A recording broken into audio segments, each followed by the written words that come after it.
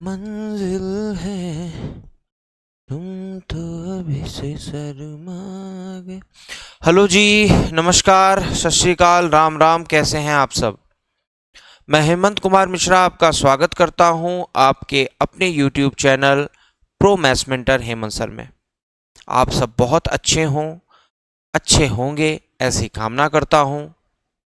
आपकी पढ़ाई बहुत अच्छी चल रही होगी, आपका प्रिपरेशन बहुत अच्छा चल रहा होगा।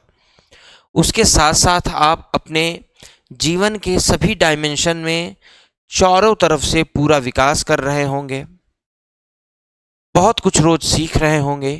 हम भी निश्चित रूप से आपकी कुछ ना कुछ सहायता कर पा रहे होंगे, ऐसी उम्मीद करते हैं। तो आज का सेशन बहुत स्पेशल सेशन है बच्चे आपके लिए। ये सेशन सिंपल इंटरेस्ट पर बनने वाले इंस्टॉलमेंट से जुड़ा हुआ है। ठीक है, आपने इंस्टॉलमेंट ज्यादातर कंपाउंड इंटरेस्ट में किया होगा। आज हम देखते हैं कि एसएससी किस तरीके के प्रश्न या किस तरीके के प्रश्न कॉम्पिटिटिव एग्जाम में सिंपल इंटरेस्ट के इंस्टॉलमेंट से पूछे जा सकते हैं मेरे भाई। उनको समझेंगे, कुछ प्रश्न भी करेंगे, और इन तरीके से जो भी प्रश्न हम करेंगे सारे प्रश्न प्रीवियस ईयर हैं, क्योंकि बहुत प्रश्नों का इसमें स्कोप नहीं होता है। तो जो भी प्रश्न है सारे प्रीवियस ईयर प्रश्न हैं, और बहुत कम शब्दों में, बहुत कम क्या कहते हैं कि फॉर्मूले या थ्योरी सिखाए बिना हम आपको जो है ये इंस्टॉलमेंट का लेसन क्रिस्टल क्लियर करवा देंगे। तो पेन और कॉपी लेकर बैठिए, हेडिंग लगा लीजिए, इंस्टॉलमेंट इन सिंपल इंटरेस्ट। चलिए आज के सफर पे चलते हैं। अब इंस्टॉलमेंट क्या है मेरे भाई? सबसे पहले मैं आपको यही समझाना चाहूंगा कि इंस्टॉलमेंट क्या है। ठीक है, इंस्टॉलमेंट क्या है, इंस्टॉलमेंट कैसे काम करता है। ठीक है, इंस्टॉलमेंट को किस्त भी बोलते हैं, और ज्यादातर लोग परिचित होंगे, या तो वो गाड़ियों की किस्त भरते हैं या होम लोन भरते हैं, पापा वगैरह, तो वही इंस्टॉलमेंट शब्द हमने सुना होगा। ठीक है, किस्त। जब हम कोई पैसा उधार लेते हैं अथवा उधार देते हैं, दोनों स्थिति में, जैसे बैंक से मान लो कोई 1 लाख रुपए लेता है, तो बैंक क्या करती है, उस व्यक्ति को बता देती है भैया कि इतना परसेंट का आपका इंटरेस्ट है। ठीक है मेरे भाई, अगर 5 वर्ष के लिए आपने पैसा लिया है, कितने वर्ष के लिए? 5 वर्ष के लिए। किस आधार पर? साधारण ब्याज पर। फिलहाल बैंक तो कभी साधारण ब्याज पर पैसा देती नहीं है। मैं केवल समझाने के लिए एक उदाहरण ले रहा हूं कि अगर साधारण ब्याज पर 10% की दर से 5 वर्ष के लिए मैंने कोई पैसा बैंक से या किसी से उधार लिया है, तो आपको पता है कि 5 वर्ष में साधारण ब्याज की दर से पैसा का ब्याज कितना हो जाएगा बेटा? 50%। अब अगर मेरा पैसा 1 लाख है तो इसका 50% क्या होगा? 50,000 होगा। यानी अगर मैं 5 साल बाद उसको पैसा लौटाने जाऊं तो मुझे कितना देना पड़ेगा? हाँ या ना? हाँ या ना? ठीक है, मगर अब मेरी एक बात आप और बताइए। सपोज करिए कि मैंने किसी से 1 लाख रुपए लिए हैं। ओके, 1 साल बीतता है, सारी चीजें वही हैं, 10% की दर से 5 वर्ष के लिए। 1 वर्ष बीतने के बाद मैं क्या करता हूं, उसको 50,000 रुपए दे आता हूं। कहता हूं भैया मेरे पास पैसे हैं, आप ये पैसा ले लीजिए। तो तय हुआ था कि 1 लाख रुपया मैं 10% की दर से उठा रहा हूं, तो 1 वर्ष बाद 10,000 रुपया उस पर इंटरेस्ट आ गया, और 1 लाख रुपया मेरा पैसा था, उसके मतलब उसका पैसा था मेरे पास। इस तरीके से 1 साल के बाद वो कितने का धनी था? फिर मैंने क्या कहा कि भैया 50,000 रुपया मुझसे आप ले लो, मेरे पास पैसा है। तो जब उसके पूरे पैसे में से 50,000 मैंने चुकता कर दिए, तो अब उसका कितना उधार बचा मेरे ऊपर? हाँ या ना? अब अगर एक वर्ष बीतता है मेरे भाई तो 60,000 का 10% की दर से 6,000 रुपया ब्याज हो जाएगा, और 60,000 उसका मूलधन था इस साल में। तो अब वो दूसरे साल के अंत में कितने का धनी हो गया, हाँ या ना? मान लीजिए किसी तरीके से मैनेज करके मैंने इसे फिर यहां 26,000 रुपया पकड़ा दिए, कहा भैया ये 26,000 रुपया मेरे पास और हो गए हैं, वो भी आप ले लो। तो ये जो 66,000 रुपए का धनी था वो 26,000 लेने के बाद अब वो कितने का धनी रह गया, 40,000 का धनी रह गया। ध्यान से समझते चलिए बात को।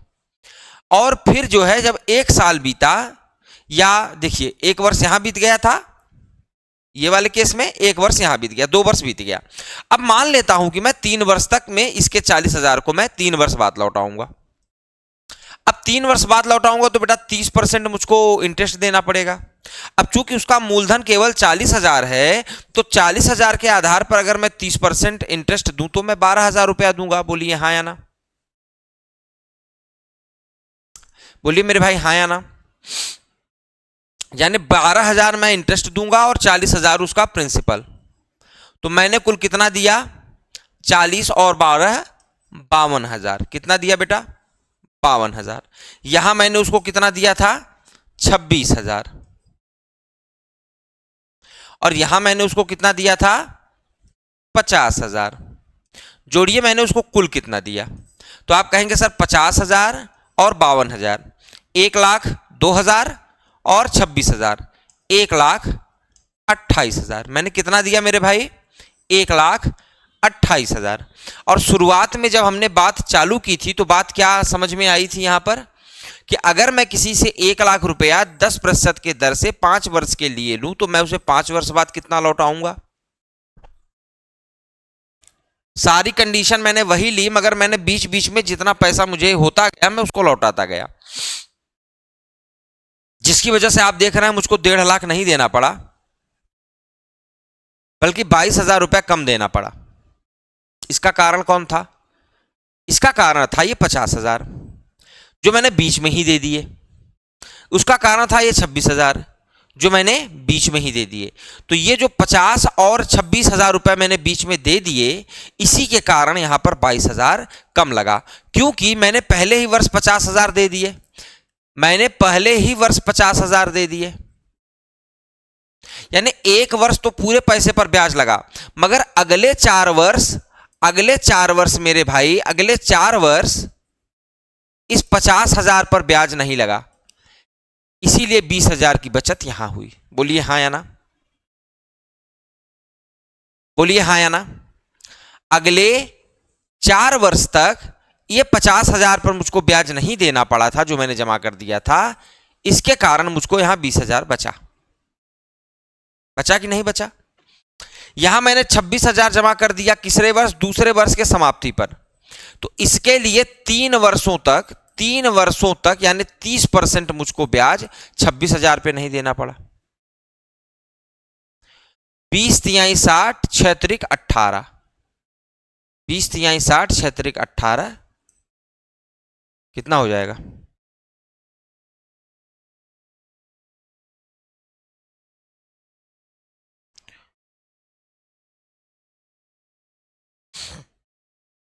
ये ब्याज भी मुझको नहीं देना पड़ा, ये ब्याज मुझे नहीं देना पड़ा, ये दोनों ब्याज मुझको नहीं देने पड़े। इसके कारण जो है यहां पर मुझे 22,000 की बचत हुई। अब आप कहेंगे सर ये कैसे मैनेज हो रहा है, बेटा पहले वर्ष तो पूरे का ब्याज देना पड़ा था ना, वो अलग चीज है, वो तो हम सीखेंगे सिखाएंगे। अभी मसलन ये बात समझिए कि अगर हम बीच बीच में पैसा लौटा देते हैं तो जो पैसा हम लौटा देते हैं उस पैसे पर कुल मिलाकर हमको ब्याज नहीं देना पड़ता, जिससे जो ब्याज तय हुआ था ओवरऑल ब्याज में हमको मुनाफा मिल जाता है। इसी को कहते हैं इंस्टॉलमेंट। यानी जब हम किसी से कोई पैसा उधार लेते हैं, ठीक है, और उसको हम इंस्टॉलमेंट में पैसा देना चालू कर दें। मैंने कहा मैंने किसी से 1,00,000 रुपए लिए और 20-20 हजार के 6 इंस्टॉलमेंट में भर दिया, 20-20 हजार के 6 इंस्टॉलमेंट में भर दिया। कितना दे दिया मैंने बेटा, 1,20,000 रुपए दे दिया। मैंने 20-20 हजार के 6 इंस्टॉलमेंट बनाकर उसका 1,00,000 रुपया लौटा दिया ना। तो मैं पूछ सकता हूं आपसे कि मैंने किस रेट से उससे पैसा लिया था, क्योंकि आपको ये बात तो लग गई कि भैया लिया 1,00,000 था, दिया 1,20,000।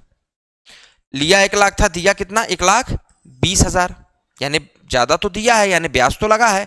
तो ब्याज लगा है तो रेट क्या है बेटा? अब बात ये समझिएगा कि 1,00,000 रुपया मैंने लिया था,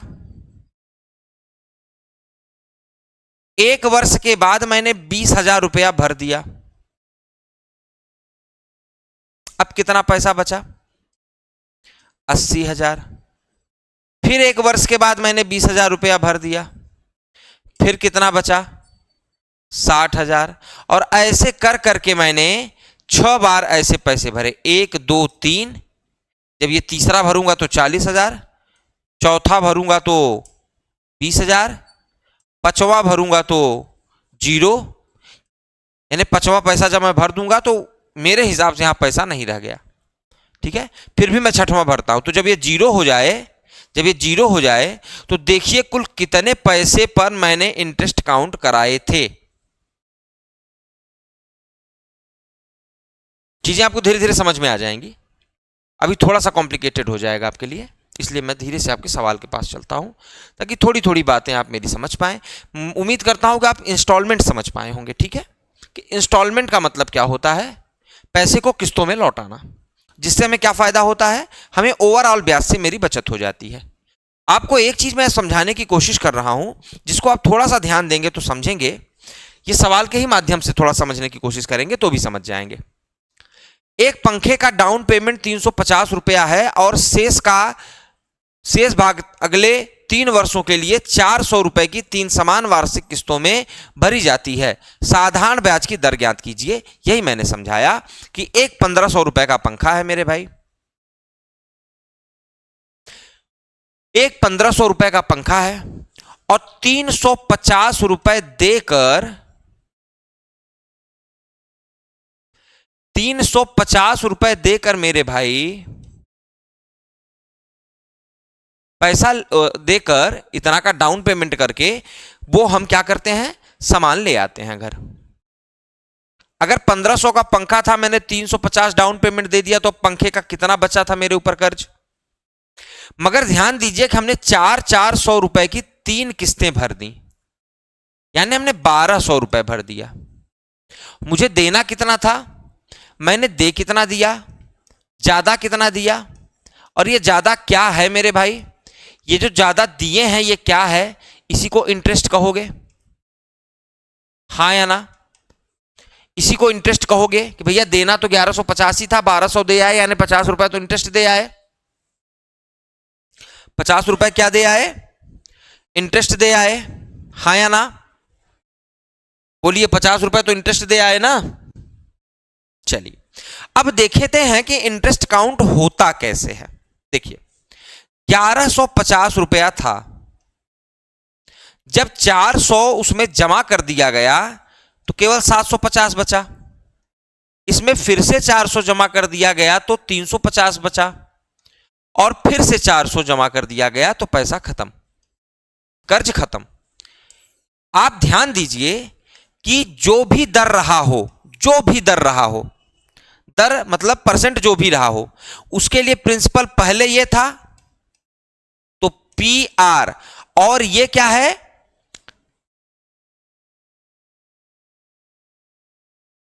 वार्षिक किस्त है, कोई बात नहीं। तो PRT, PRT, तो यहां T क्या होगा? क्योंकि हर वर्ष पैसा दिया जा रहा है तो T क्या होगा मेरे लाल?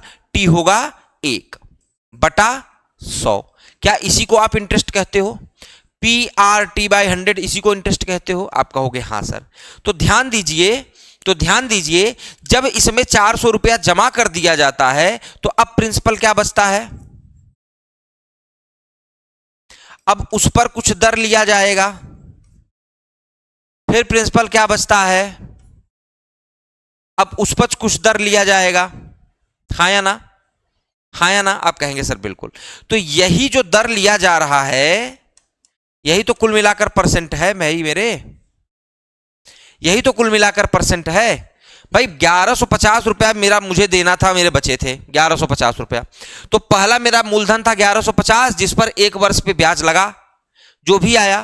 फिर 400 रुपया जब जमा हो गए, 400 रुपया जमा हो गए, तो अब अगर मान लो 1150 था, उसमें से 400 जमा कर दिया तो 750 बचे।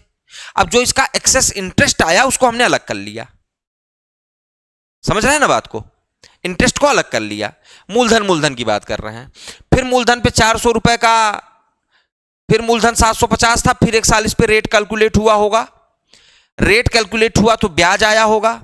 ब्याज को अलग कर दीजिए, इस मूलधन में से 400 निकाल दीजिए तो 350 और बच गए। अब इस 350 पर आर कैलकुलेट करेंगे 1 साल। तो फिर मैंने जब 400 दिए, जब मैंने फिर 400 दिए, लास्ट वाले 400 दिए, तो शुरू के 2 वर्षों के जो ब्याज थे और इस वर्ष का ब्याज और मूलधन सारा का सारा जमा हो गया। यही बात हुई, यही बात हुई। तो इस तरीके से ये चीजें यहां पर आती हैं कि आपको सिंपली क्या करना है, 1150 गुने आर, टी करता मगर टी का वैल्यू 1 है इसलिए नहीं लिख रहा हूं। 750 गुने आर, 350 गुने आर बराबर 500। ठीक है, वार्षिक किस्त है, ध्यान दीजिएगा। अगर यह किस्त मासिक होती, क्योंकि यह सवाल काफी कॉमन सवाल है, मासिक किस्त भी पूछा जाता है इस पे, तो यहां हम 12 का गुना कर देते, क्योंकि आपको पता है कि मासिक किस्त कैसे निकाली जाती है। ठीक है, चलिए अब देखिए, अब इन तीनों को जोड़ें तो क्या आएगा, देखिए अगर इन तीनों को जोड़े तो हम क्या कर सकते हैं, R/100 कॉमन ले सकते हैं। आप कहेंगे हाँ सर, तो बचा कितना, 1150, 750, 350। यानी अगर हमने बुद्धिमानी की होती तो हमें केवल क्या करना था, जो ये वैल्यू आ रहे हैं इन्हीं को जोड़ देना था। इसीलिए पहले मैं पूरा करके दिखा रहा हूं ताकि जब मैं आगे करूं तो आपको समझ में आए। और R/100 बराबर क्या हो गया मेरे भाई, 500 बराबर क्या हो गया, सॉरी 50, 50 था, 500 नहीं था, 50 था, 50 था ना भाई। 50 रुपए का इंटरेस्ट देना पड़ा था ना, याद होगा आपको, 50 रुपए का इंटरेस्ट देना पड़ा था, तो ये बात हो गई। ठीक है, अब इनका जोड़ क्या होगा, इनका जोड़ बताइए, इनका जोड़ क्या होगा, 11 7 18, 18 3 21, 21 1 22, 22.5 गुने R/100 बराबर 50, बराबर 50। आपको पता है कि R/100 बराबर 50/2250, जीरो से जीरो कैंसिल। आप कहेंगे सर बिल्कुल, 5 इकन्नम 5, 5 चौके 20, 5 पचम 25, यानी 1/45। बोलो हाँ या ना, 1/45। R/100 मतलब R%, R/100 मतलब, चूंकि आपको पता है कि सिंपल इंटरेस्ट में हम पीआरटी कैसे लिखते हैं, पीआरटी कैसे लिखते हैं, P/100 करते हैं। ये 100 क्यों आता है, क्योंकि ये R% में रहता है, इसीलिए इसको 100 यहां लिखते हैं। जब 100 लिख देते हैं तब ये अब परसेंट में नहीं है, ठीक है ना, तो इसीलिए मैंने इसको ऐसे ही छोड़ दिया ताकि बाद में मैं इसको परसेंट में लिख सकूं। बराबर 1/45, 1/45 की वैल्यू निकाल लीजिए, आंसर आ जाएगा। 1/45 को आप क्या करिए, परसेंटेज में कन्वर्ट करके देख लीजिए, आंसर आ जाएगा। ठीक है, चेक करिए सवाल।